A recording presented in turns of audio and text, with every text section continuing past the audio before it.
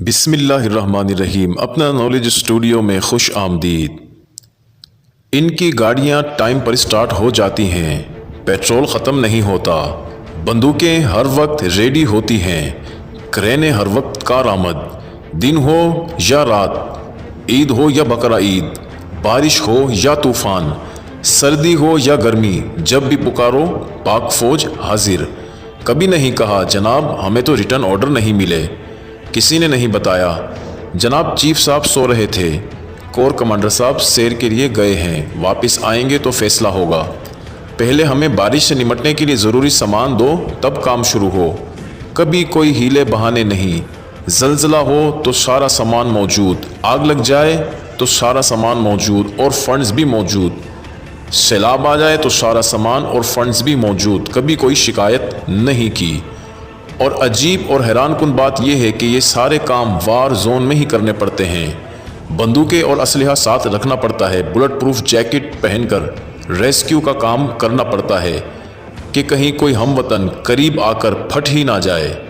بے وقت جنگ بھی اور مدد بھی اور ریسکیو بھی، ایسی فوج کہیں نہ سنی ہے، نہ پڑھی ہے اور نہ دیکھی ہے۔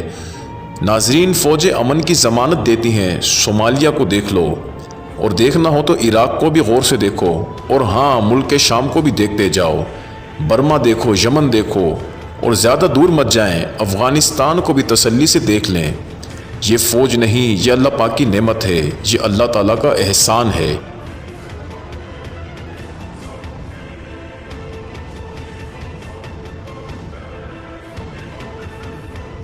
باقی ملکی ادارے دیکھو، پتہ بھی تو ہے ہر سال سیلاب آتا ہے، پھر بھی کوئی تیاری نہیں ہوتی، پتہ ہے پاک فوج نے آ ہی جانا ہے، یقیناً فوج ملک کی ہے لیکن ان کاموں کے لیے نہیں جو تم ان سے لیتے ہو۔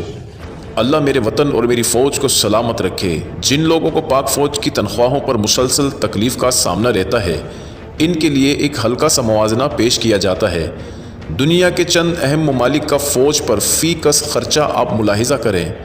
امریکہ میں 4,09,596 ڈالر، برطانیہ میں 3,14,105 ڈالر، سعودی عرب میں 2,72,805 ڈالر فی فوجی کا خرچہ، فرانس میں 2,50,675 ڈالر، اسرائیل میں 1,08,049 ڈالر، چین میں 92,456 ڈالر، روس میں 81,893 ڈالر، افغانستان میں کم و بیش 59,487 ڈالر، انڈیا میں 42,188 ڈالر، ترکی میں 36,819 ڈالر، ایران میں 23,518 ڈالر، بنگلہ دیش ہم سے بعد میں آزاد ہونے والا 17,597 ڈالر۔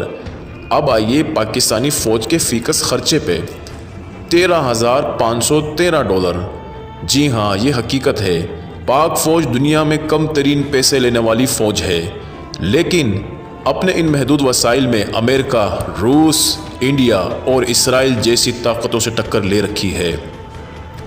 دنیا کا جدید ترین نیوکلیئر میزائل پروگرام، لڑاکا طیارے، جدید ترین ٹینک اور ڈرون طیارے بنانے میں کامیاب رہی، دنیا کی سب سے بڑی پراکسی جنگ بھی لڑ رہی ہے۔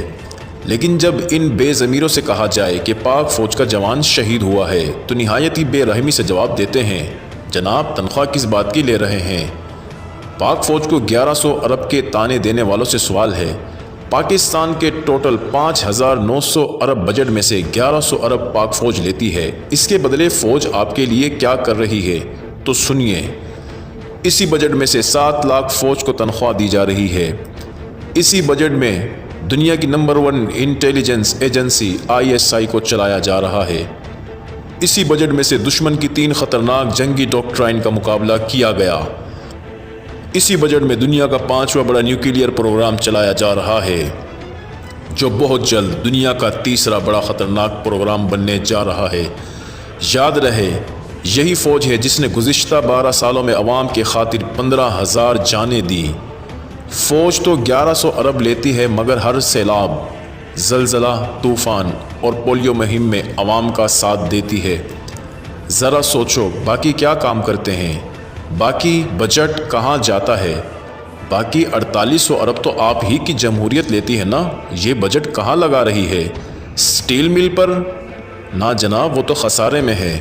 پی آئی اے پر جناب، وہ تو تاریخی گھاٹا کھا رہی ہے۔ پولیس نظام پر نہیں جی، اس کا حال آپ سب کے سامنے ہے۔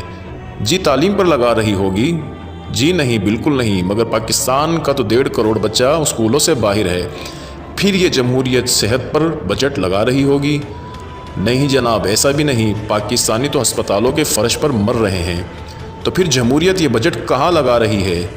حضور والا، 1100 ارب لینے والی فوج کے زیر اثر چلنے والی ISI اور نیوکلیئر سسٹم دنیا کے ٹاپ ترین سسٹم میں سے ہے، مگر 4800 یعنی 4800 ارب لینے والی جمہوریت کے ادارے کہاں ہیں؟ تو پھر یہ بجٹ کے تانے کس کو ملنے چاہیے؟ فوج کو یا پھر آپ کے سیاسی نظام کو؟